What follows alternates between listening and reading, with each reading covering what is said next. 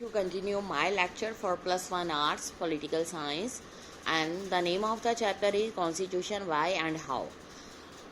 As in my previous chapters, in my previous lectures, I have discussed about the constitution is making, drafting committee. Now let us start with the new topic, the main points of objectives resolution.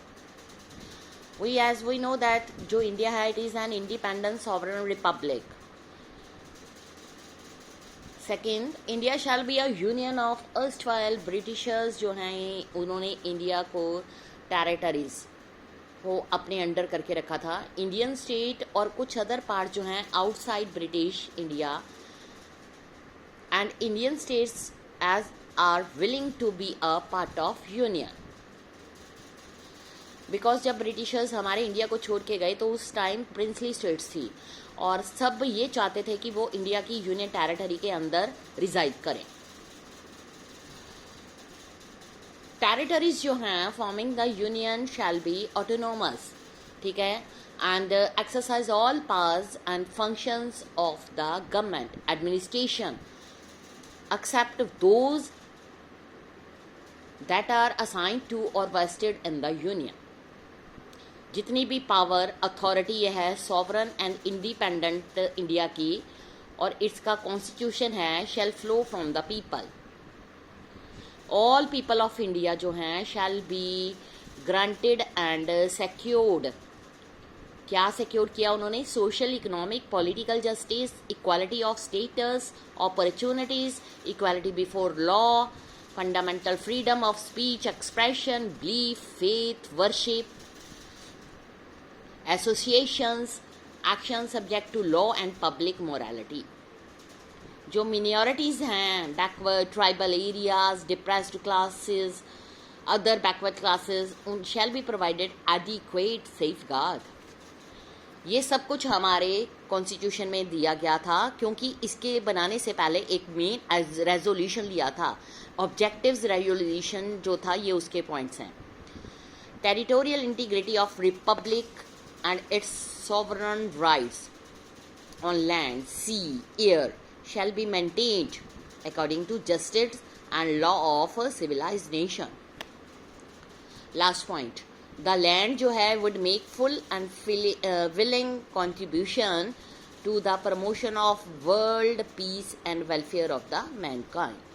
ये था constitution के बारे में उसका जो objective resolution था.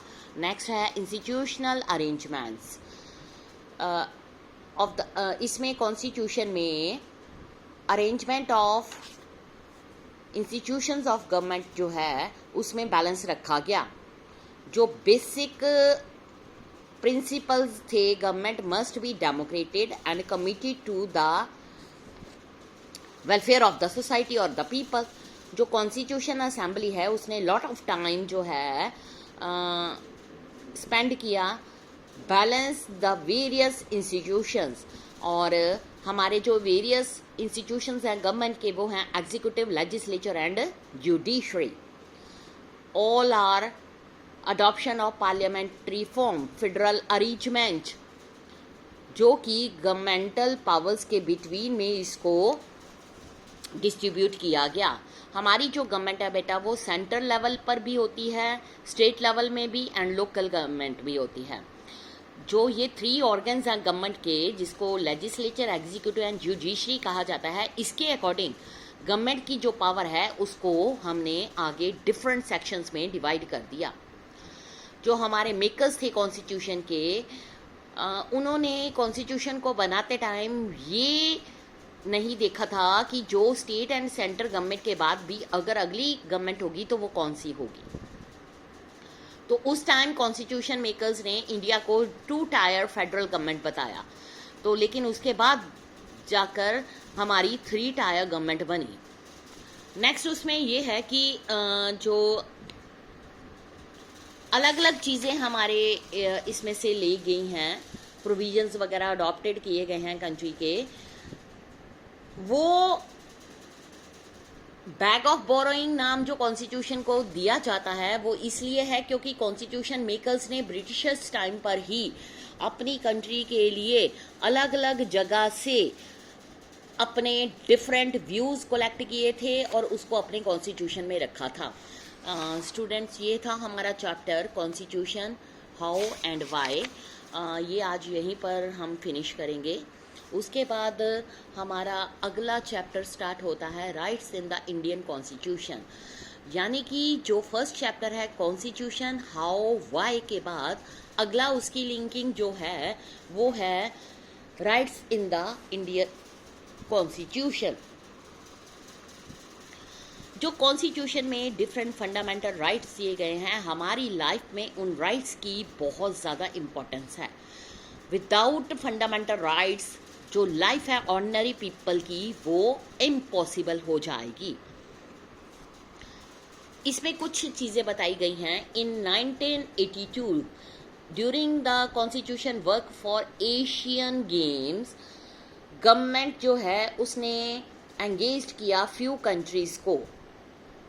उसके बाद जो contractors employed large number of poor construction workers from different parts of the country यहाँ पर आए। उन्होंने फ्लाईओवर वगैरह स्टार्ट किए। जो ये वर्कर्स थे इनको पुअर वर्किंग कंडीशंस में रखा गया और इनको जो गवर्नमेंट की तरफ से डिसाइड था वो वेज रेट भी इनको बहुत कम मिले। एक सोशल साइंटिस्ट की टीम ने पुअर लोगों की कंडीशंस को स्टडी किया और उन्होंने अपनी सारी एक फाइल बनाकर उसको सुप्रीम कोर्ट में सबमिट कर दिया।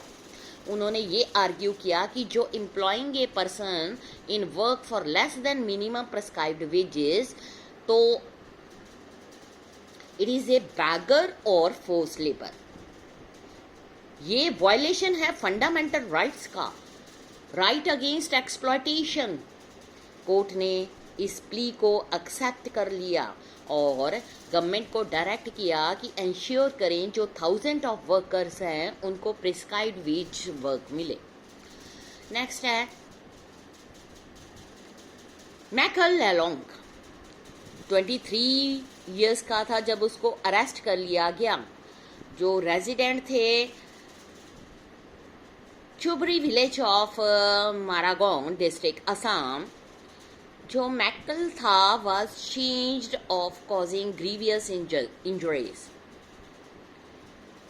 उसको मेंटली रिटार्डेड अनाउंस कर दिया गया। वो इतना इंजर्ड था कि उसको जब जेल में कोर्ट में लाया गया तो वो ट्रायल देने के लिए अपने फीट पर खड़ा भी नहीं हो सकता था। इसलिए उसको अंडर ट्रायल टू लोकप्रिय गोपीनाथ वार्डोल वहाँ पर मेंटल हॉस्पिटल जो तेजपुर में ट्रीटमेंट के लिए भेज दिया गया। उसका ट्रीटमेंट सक्सेसफुली हुआ। डॉक्टर ने लिखा कि उसको अथॉरिटीज़ ने 1961-1996 में उसको 2 बारी जेल में भेजा। He was fit to stand trial. अब ट्रायल देने के लिए वो ठीक है, but no one paid any attention, किसी ने अटेंशन नहीं दी। और उसको जुडिशियल कोर्ट में रखा गया। मैकल लेलोंग उसको 2005 जुलाई में रिलीज किया गया। वो 77 इयर्स का था। इस तरह से उसने 54 इयर्स जो थे पुलिस कस्टडी में स्पेंड कर दिए। उसका जो केस था उसकी हियरिंग कभी भी ना हो सकी। फिर क्या हुआ, जब वो आज़ाद हुआ तो एक टीम जो थी national human right commission appoint की गई और उसके केस की जो स्टडी है उसको ध्यान से पढ़ा गया,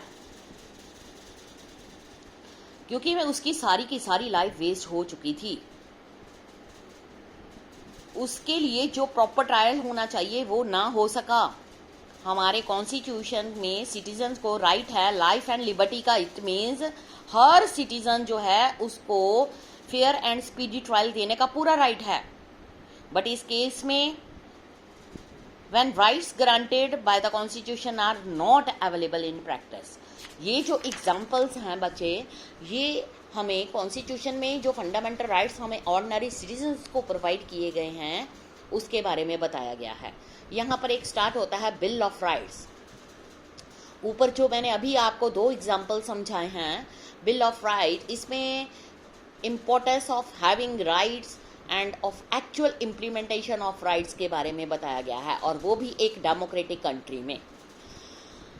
हमारे यहाँ पर ऑल सिटीजन्स जो हैं उनको, हर एक इंडिविजुअल को फंडामेंटल राइट्स की अपॉर्चुनिटी प्रोवाइड की गई है, और हमारी जो गवर्नमेंट होती है उसको ये कहा गया है कि जो राइट्स हैं उनको प्रोटेक्ट किया जाए। लिस्ट ऑफ राइट जो है हमारे कॉन्स्टिट्यूशन में जो मेंशन करी गई है उसको बिल ऑफ राइट का नाम दिया गया। ये कॉन्स्टिट्यूशन में जो राइट्स हैं ये गवर्नमेंट के लिए बहुत नेसेसरी है कि वो इन फंडामेंटल राइट्स को प्रोटेक्ट करके रखे। इसको किसी तरह का हार्म नहीं होना चाहिए। अगर हम ह्यूमन सिटीजन्स के राइट्स को कोई एक्सप्लॉइट करता है तो हम उन राइट्स के अगेंस्ट कोर्ट में जाकर केस को फाइल कर सकते हैं, और उसके लिए कोर्ट जो है सुप्रीम कोर्ट इसके बारे में सुनती भी है। हमारा अगला टॉपिक होगा fundamental rights in the Indian constitution. कौन से फंडामेंटल राइट्स जो हमारे इंडियन कॉन्स्टिट्यूशन में दिए गए हैं वो हम अपने कल के लेक्चर में स्टडी करेंगे। बेटा ये लेक्चर बहुत इंटरेस्टिंग है, इसमें हमारे सारे फंडामेंटल राइट्स के बारे में बताया गया है। तो हम अपने लेक्चर को कंटिन्यू कल के लिए करेंगे। Thank you students.